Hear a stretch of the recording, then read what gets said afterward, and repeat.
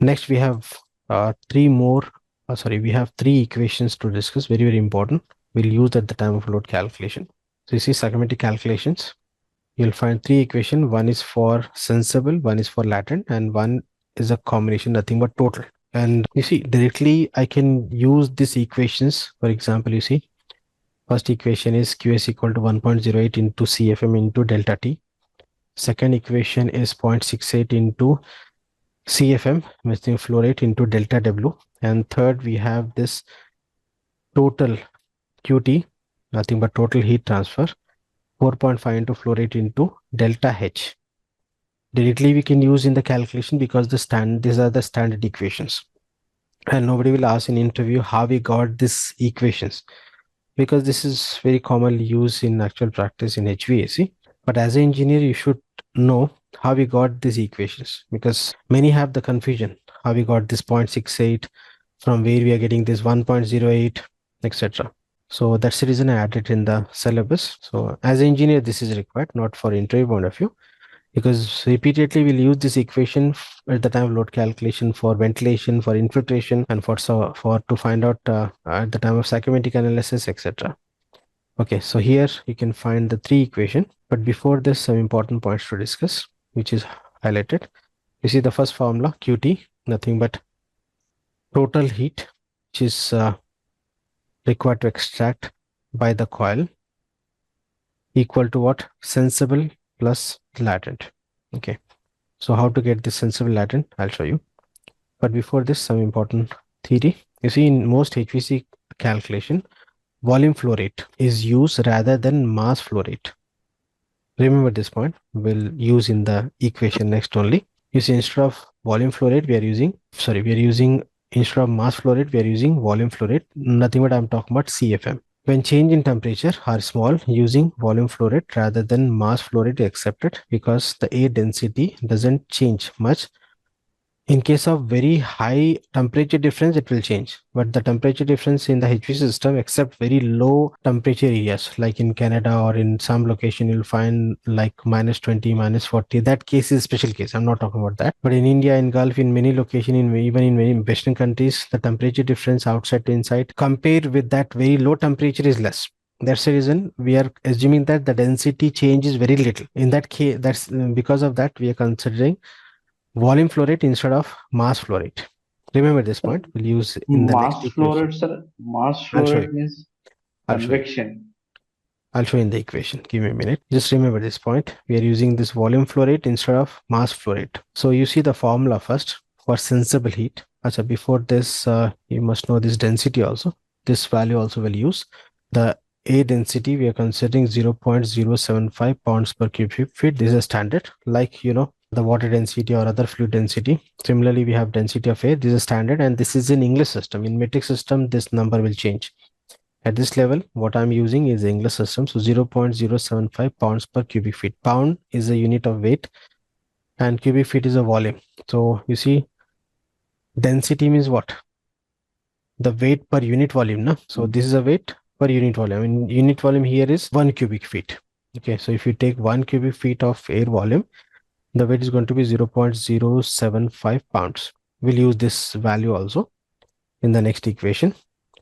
And apart from this, one more point, the specific heat of air, 0.24 BTU per pound degree Fahrenheit. And this is a specific heat of air. I think remember at the time of chapter 3, we discussed specific heat of water, nothing but at the time of learning BTU. So specific heat of water in English system is 1, because 1 pound is required. For 1 pound increasing 1 degree Fahrenheit, 1 BTU is required. Similarly, for air, 0.24 BTU per pound for increasing 1 degree Fahrenheit. So this value also will use in the equation. Okay. And we have one more, this specific heat for vapor, 0.45. But the quantity of vapor compared with the total air is very less. So we are not considering this value. Anyhow, let me show you this.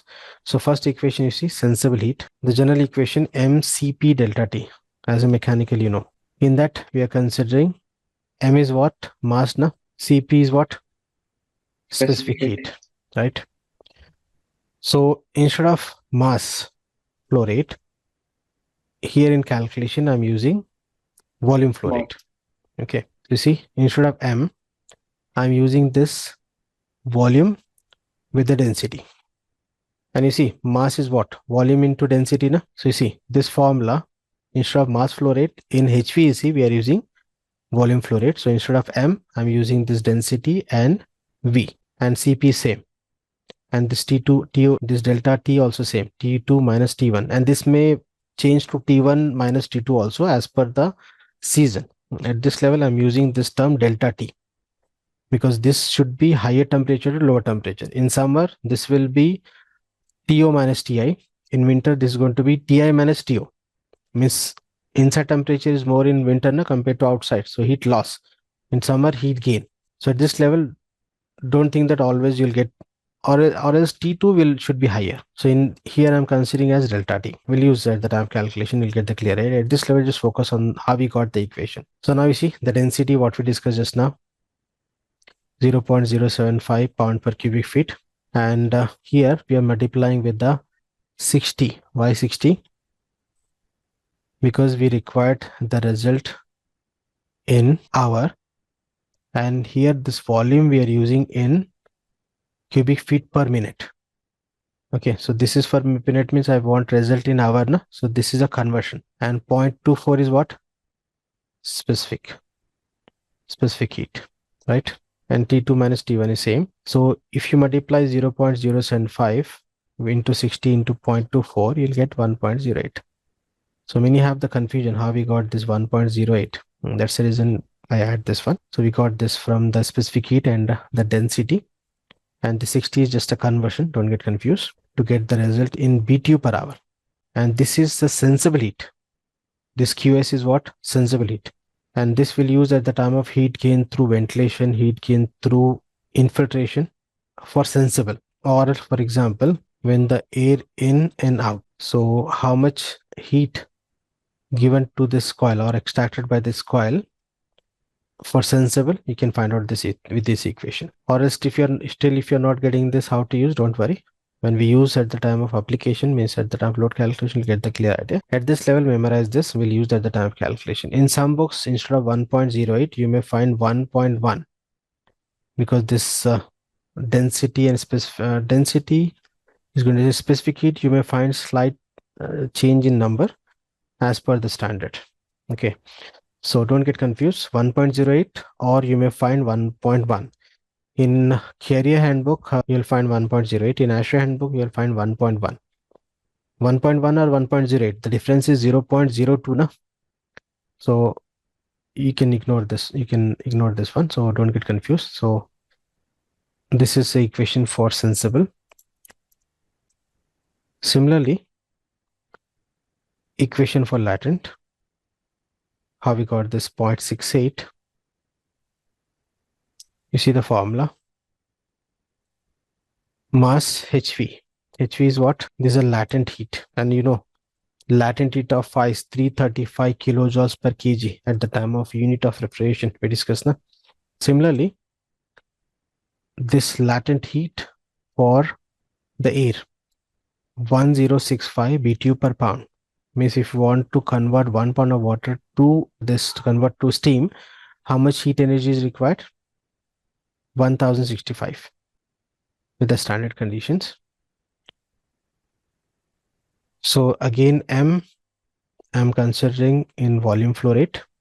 So instead of M, density and volume, HV is nothing but this latent heat.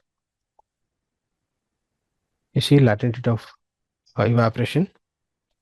We have the value 1065 standard value. This is in BTU per pound, and we are using the same. So you see in equation, density, this 60 is a conversion. This is a HV, nothing but the latent heat. And why this 1 by 7,000? You see, like 60 minutes per hour, we are using a conversion. Similarly, we are using this 1 by 1,000 for conversion. Why? Because here we are using this pound. And this delta W, this W2 and W1, nothing but delta W, no? Nothing but humidity ratio. In the in the calculation, remember, we'll use this in grains per pound, or else you can find out in this formula, or in actual practice also we'll follow the same. You see, W2 minus W1 or omega. Actually, omega is we are writing at the time writing we are considering as W. So nothing but humidity ratio. So W2 minus W1, nothing but delta W, change in humidity ratio in grains per pound. So we require conversion, and this 1065 is what? BTU per pound. So this is again conversion, because you know this 1 pound equal to 7,000 grains. We discussed this point at the time of psychometry, right? 1 pound equal to 7,000 grains conversion. So this 60 is conversion to get the result in hour, and this 7,000 also conversion to get the result in, to use this W on this humidity ratio in grains per pound of dry air. So finally I got this 0.68. You see, 0.075 multiplied with 60 multiplied with 1065 multiplied with 1 by 7,000, or instead of 1065 you can use 0.15. Directly have given this BTU per grain convert value. So instead of 1065 you can use 0.15 and you can remove this. You'll get the same result. But this is most commonly used value for latent heat of this water. So here 0.68. So this is a factor based on the specific heat and the density of water. So the result, the equation is QL equal to 0.68 multiplied with the CFM flow rate that this will calculate for the total air or for fresh air or for infiltration air, what as per the case, with the delta W. Why delta W? Because we are talking about latent. In case of sensible, delta T. And I think, remember, we discussed at the time of psychometry, delta T used to find out the sensible heat of air. So there's a reason delta T nothing but I'm talking about drivable temperature. T2 minus T1 both are drivable. So drivable temperature is used to find out the sensible heat of air, and this humidity ratio will use to find out the latent heat of air. Okay, because this is related to the moisture. So remember, this equation we'll use at the time of calculation. Very, very important. And this 0.68 in all the handbooks you'll find 0.68 only. There is no change in this. For sensible 1.1 or 1.08 you'll find some changes with the different handbook, but this 0.68 is fixed. You'll not find change in the different handbooks. Similarly, you see this two equation to find out sensible latent, if you know this delta T and this delta W with the required flow rate. We have one more equation. With that we can directly find out the heat if you know the enthalpy. Here this is for total. If you know QS and QL, this QT is equal to QS plus QL. Directly you can find it. Or else we have direct formula for this total heat. You see here, mass multiply with the H2 minus H1. This H represent what? Enthalpy. Change in enthalpy. Okay. And enthalpy, you know, is not just a dry air.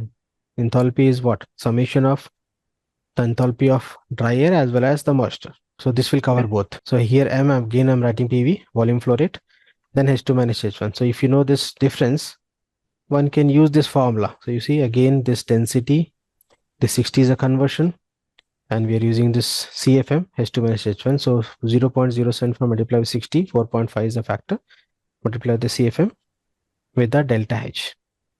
Okay, so one can use this formula if you know this delta H, or else commonly we are using because we can find out delta T and delta W with the psychometric chart with the conditions of the air.